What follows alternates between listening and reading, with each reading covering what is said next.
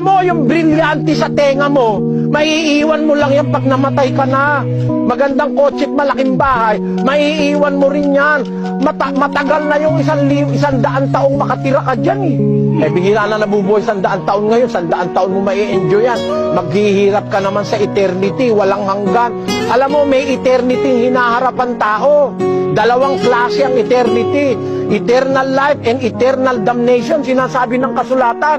Kaya nga kung wise ka, 70 years old, o 75 years old kang mabubuhay, yung bandarating na milyon-milyon, bilyon-bilyon taon, ipapagsapalaran mo ba yung mapunta ka sa impyerno? Kaya kung matalino ka ngayon, kahit ano ka pa, kahit ikaw pinakamahirap na tao, ngayon pa lang siguraduhin mo na what will be your destination in eternity.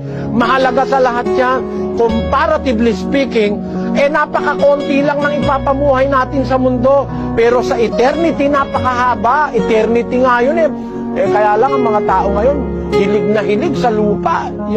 Yung pagkakaabalahan niya ng konting panahon, titirhan niya ng konting panahon, doon siya abalang-abala. Kuminsan, di na nga siya makabasa ng Biblia dahil para kumita lang